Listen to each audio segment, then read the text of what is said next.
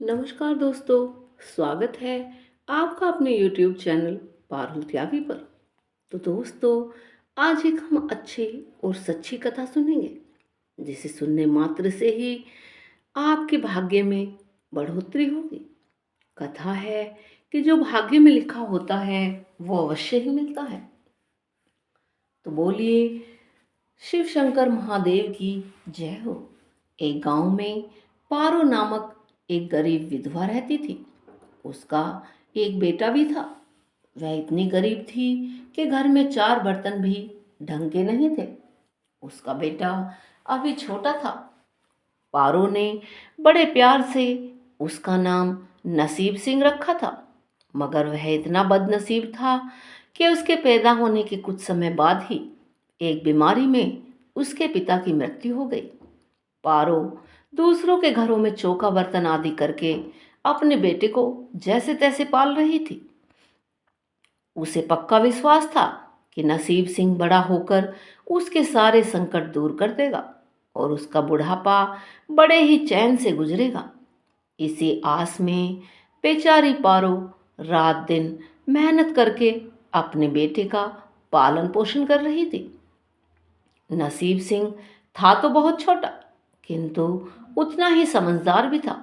संयम और धीरज की उसमें बिल्कुल भी कमी न थी।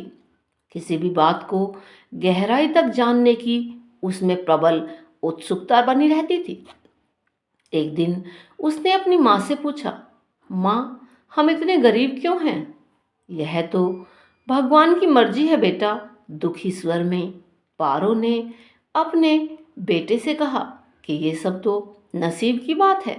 मगर नसीब सिंह इस उत्तर को पाकर संतुष्ट नहीं हुआ। वह बोला, भगवान की ऐसी मर्जी क्यों है? तब उसकी माँ ने कहा, बेटा, यह तो भगवान ही जाने। अगर भगवान ही जाने तो ठीक है, मैं भगवान से ही पूछूंगा कि हम इतने गरीब क्यों हैं। नसीब सिंह ने बड़े ही जोर से कहा, बताओ ना माँ, भगवान कहाँ मिलेंगे? माँ बोलो ना, भगवान कहाँ मिलेंगे? पारो तो वैसे ही बहुत परेशान रहती थी, क्योंकि उसको ये नहीं पता शाम को उसके बच्चे को रोटी मिलेगी या नहीं। अतः उसकी बातों से वह उकता गई और उसने कह दिया कि वो जंगलों में रहते हैं, लेकिन तुम वहां मत जाना। लेकिन नसीब सिंह ने दिल ही दिल में उसी क्षण इरादा बना लिया कि वह भगवान को ढूंढेगा और पूछेगा कि आखिर हम इतने गरीब क्यों हैं।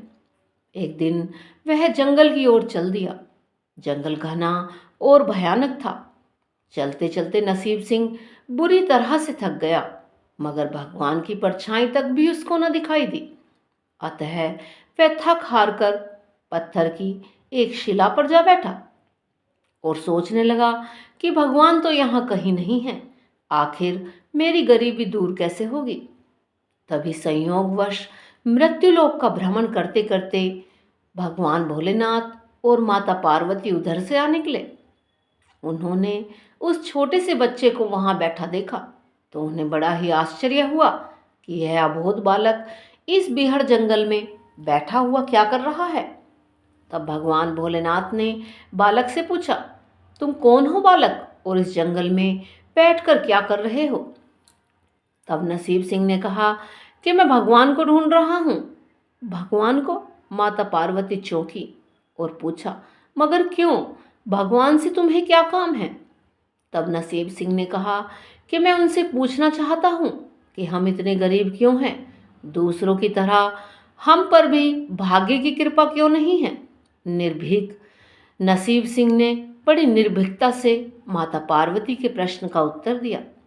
माता पार्वती और भगवान भोलेनाथ उस बच्चे के साहस को देखकर बहुत प्रसन्न हुए।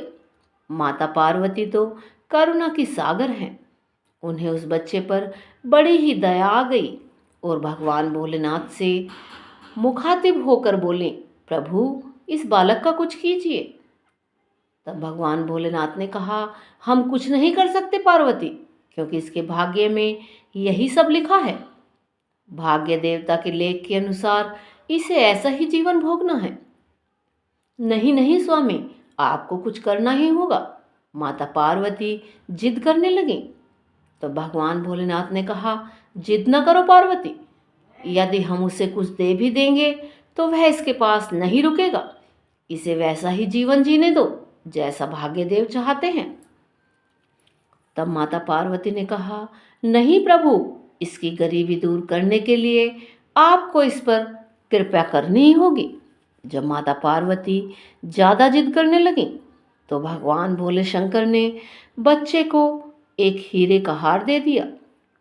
उस हार को पाकर नसीब सिंह बहुत प्रसन्न हुआ और खुशी खुशी अपने घर को चल पड़ा। माता पार्वती भी अब संतुष्ट थी कि उन्होंने एक अबोध बालक की मदद की है और अब उसके दिन सुख से कटेंगे। लेकिन त्रिकालदर्शी भोले भंडारी तो सब जानते थे कि यह हार उसके पास बिल्कुल भी नहीं रहेगा। अब चलते चलते नसीब सिंह के पेट में अचानक से दर्द हो उठा और वह सोच के लिए इधर उधर देखने लगा। उसने भगवान भोलेनाथ का दिया हुआ हार पत्थर की एक शिला पर रख दिया और झाड़ियों के पीछे चला गया। तभी एक चील कहीं से उड़ती हुई आई और उस हार को उठाकर ले गई। वह बच्चा अरे मेरा हार, अरे मेरा हार सब कुछ भूलकर चील के पीछे भागने लगा। मगर कब तक वह चील का पीछा करता और उसे कैसे पकड़ सकता था।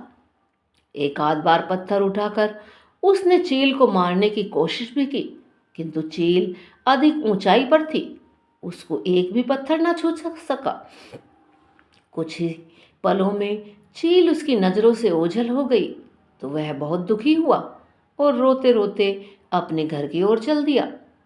घर पहुंचकर उसने अपनी माँ को सारी बातें बताईं, मगर पारो को उसकी बात पर बिल्कुल भी विश्वास नहीं हुआ। हाँ, उसकी बात सुनकर थोड़ी सी उदास अवश्य हो गई, लेकिन नसीब सिंह की माँ की उदासीनता को देखकर हतोत्साहित नहीं हुआ। उसने मन ही मन निर्णय लिया कि वह कल फिर जाएगा और भगवान शिव पार्वती को अपनी विपदा सुनाएगा। उसका विश्वास था कि भगवान भोलेनाथ उस धूर्त चील को अवश्य ही दंड देंगे। भगवान भोलेनाथ ने पार्वती से कहा, देखो, जो कल उस बच्चे को हार दिया था वह उसके पास नहीं रहा, उसे एक चील उड़ा ले गई और दूसरा हार पाने वह उस चील को दंड दिलवाने की इच्छा के लिए वह लड़का आज फिर आया है। पार्वती माता ने फिर भगवान भोलेनाथ से प्रार्थना की, आप चाहें चील को दंड दें या ना दें, आपकी मर्जी, किंतु इस लड़के की सहायता करके इसकी गरीबी को दूर करें प्रभु। हम अब कुछ नहीं कर सकते देवी, यदि तुम जिद करती हो तो हम ब्रह्मा जी से कहते हैं, वही इस बालक की कुछ सहायता करेंगे। ये सब कहकर भगवान भोलेनाथ ने ब्रह्मा जी को याद किया और सारी बात बताकर आग्रह किया कि आप इस बच्चे की कुछ मदद कीजिए। तब ब्रह्मा जी ने लड़के को हीरे की एक अंगूठी दे दी। नसीब सिंह ने अंगूठी को जेब में रखा और खुशी खुशी अपने घर की ओर चल दिया और उसने सोच लिया था कि आज वह एक पल के लिए भी अंगूठी को अपने से अलग नहीं करेगा। लेकिन नसीब को तो कुछ और ही मंजूर था।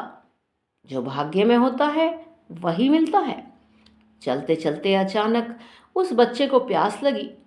वह नदी के तट पर पहुंचा और जैसे ही वह चुल्लू भर पानी पीने के लिए झुका, वैसे ही उसकी जेब से अंगूठी निकलकर पानी में जा गिरी और इससे पहले लड़का उस अंगूठी को उठाता, उसे एक मछली ने निगल लिया।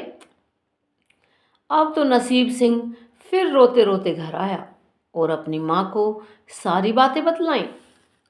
उसकी माँ ने कहा, बेटा, जब तक भाग्य में नहीं है तब तक कोई भी चीज़ तुम्हारे पास नहीं रुकेगी।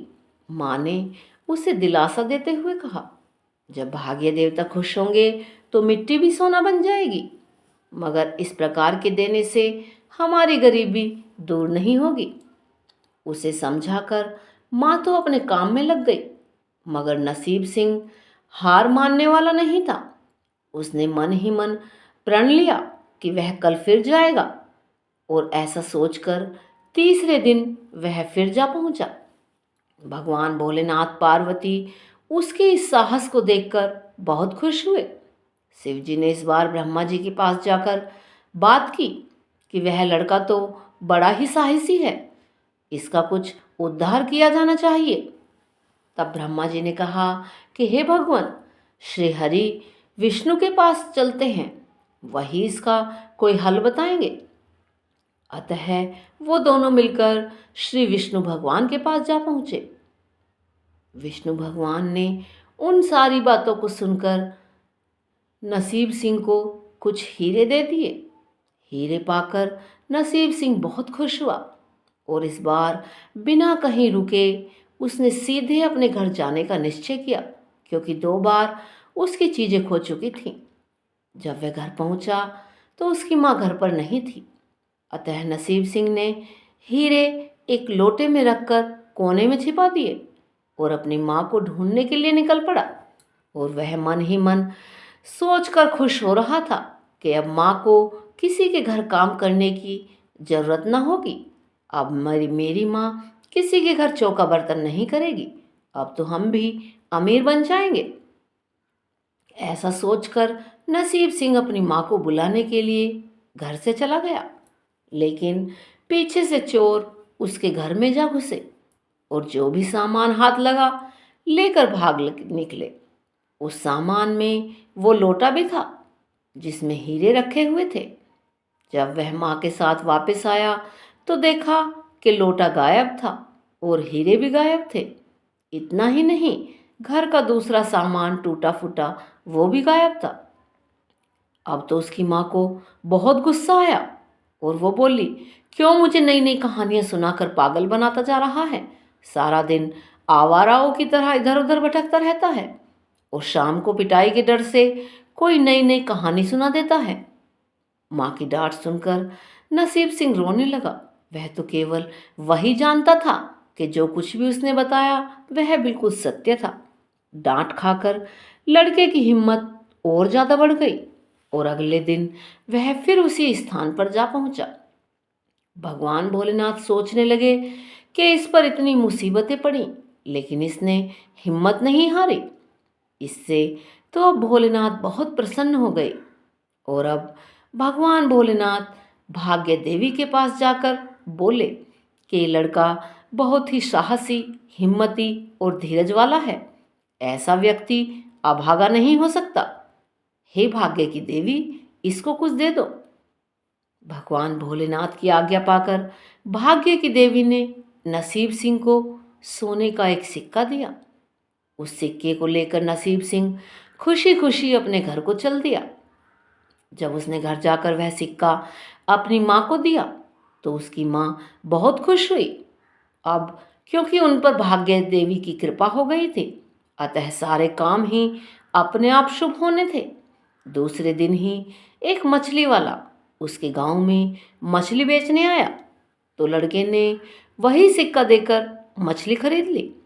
उसकी माँ ने मछली का पेट चीरा तो वह अंगूठी निकली जो ब्रह्मदेव ने उस बच्चे को दी थी और जो उसकी जेब से नदी में गिर गई थी।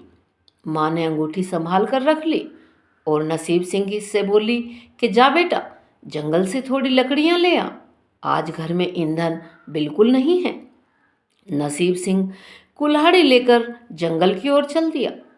वहां जाकर जिस पेड़ पर लकड़ी काटने के लिए चढ़ा, वहां उसी चील का घोंसला था जो उसका हार उठा ले गई थी।